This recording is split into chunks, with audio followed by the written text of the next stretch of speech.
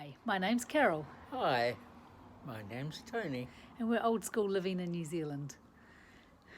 We've been stacking our firewood and made our video, and looking at it, it's not really very much of a technical view about how to stack firewood. It's just what we do, and I guess you just get to watch us mucking about stacking firewood, so enjoy that. Yeah, someone else doing the work. Yeah. It's always good to watch someone else working, isn't it? Hi guys, it's that time of year. Winter's coming and the firewood needs to be brought in and stacked. This is the end of our last load of firewood. Still needs to be stacked and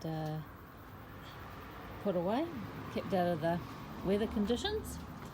We come up here, or over here, and we are stacking our firewood between the boundary fence and our garage fence. We have spaces in between the structure, and got my fellow there stacking. Stacking the wood. Stacking it up in there is pretty much a one-person job, but putting it in the trolley and can be done by two folk, and it all makes it ever so slightly easier. Once we have stacked all this wood, we'll come over here, and the remnants of wet wood from last winter, we will stack that over on the other side as well and clear out this area. But this is a great spot for weathering wood for use over the coming winter. Okay.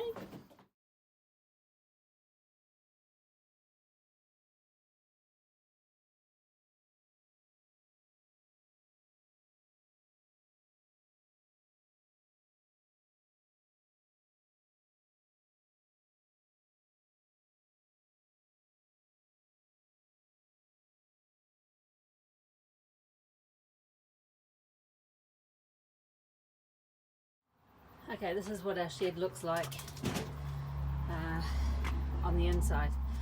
So these are the spaces that we're talking about, just made of old fence palings, so the air can go between the house or the garage and the wood. Same on this side, the fence line and the wood. You got to have a good foundation, so you try and get nice square pieces on the bottom to build up, and then you fit the logs together best. Leave spaces for air to go through, but not so much spaces that it'll all fall down. Then we get to the top level, you can leave that a little bit, and then you'll get odd shaped pieces that you need to put in there. So that is the very basic wood stacking rules that we have here. This wood is Macrocarpa. She's been down for 1.5 years and recently split, so it's classified as wet wood or green wood, which means it still has a reasonably high moisture content. So this wood we will either use not at all this season, just let it weather out, or at the very end, depending upon how cold this winter is.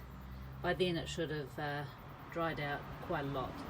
It's not too wet or green, but it's will be the last wood that we burn. The joys of having a fire. Yeah. So you want to know what firewood to buy.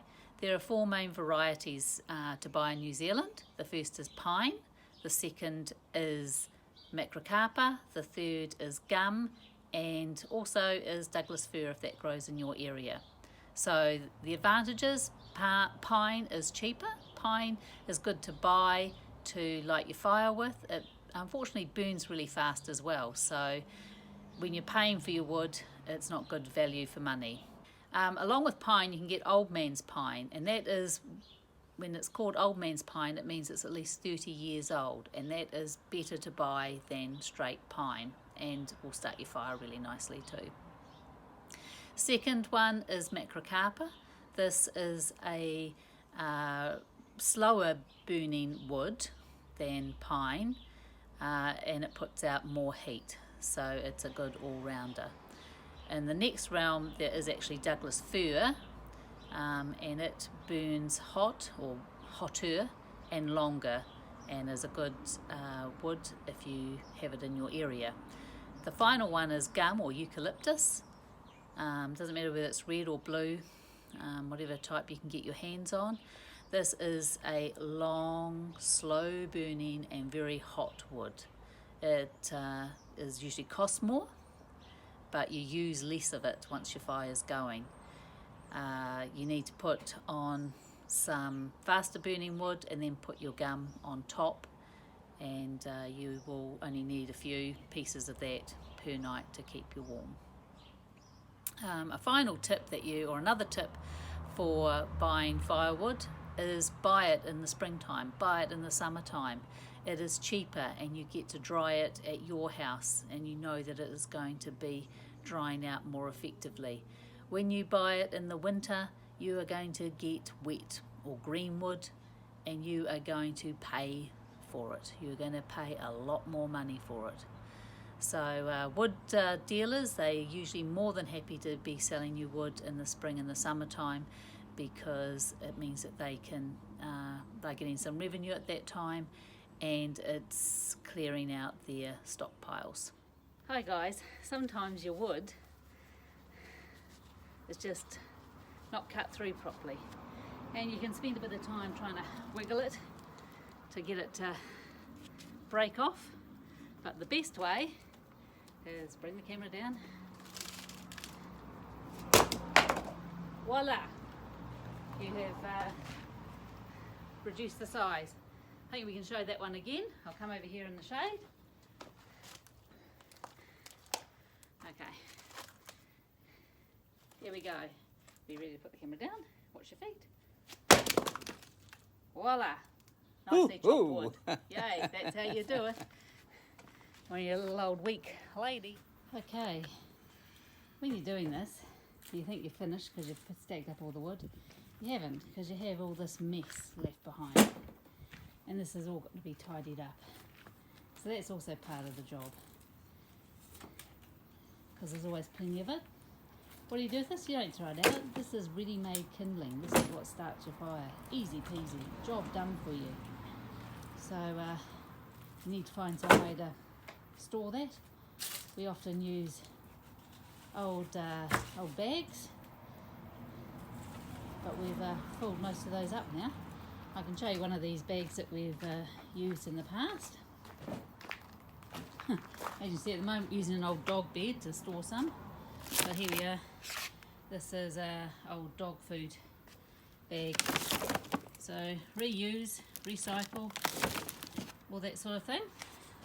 Make do. That bag might last 2 seasons and then it'll just disintegrate. But better than going straight to the landfill. Like I say, we've run out of bags. So last time I filled up the old dog bed. Oops. So yeah, still plenty of work to do. I've left the old boy still stacking it all up. And yeah, that's it for now. So I've just picked up this. It's always, when you have a fire, you're always looking for great kindling options. We cut down a tree on our property springtime, and this is just some of the very short or thin branches that were on it for that we could use the loppers on. We've got the other bits that need something a bit more robust to cut them around the front. But yeah, so this will make great kindling as well. And then the good old thing you can never beat for kindling is pine cones. That will be a beauty. That will just start your fire, no problem whatsoever.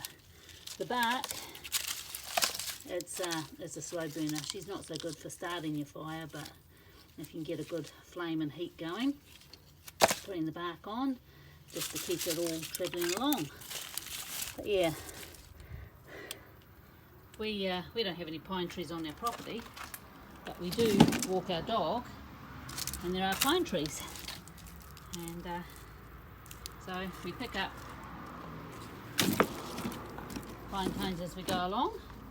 Sometimes if there's a batch and we're further along, we use the old dog waste bag for a bit of pine cone collection. But yeah, when you have a fire, you're always on the lookout for stuff to burn. And over here, we're continuing that process of cleaning up. The little Catholic boy on his knees. Quite appropriate, don't you think? If you like this video, please consider subscribing to our channel, hit the like button and give us a comment. We'd really love to hear from you.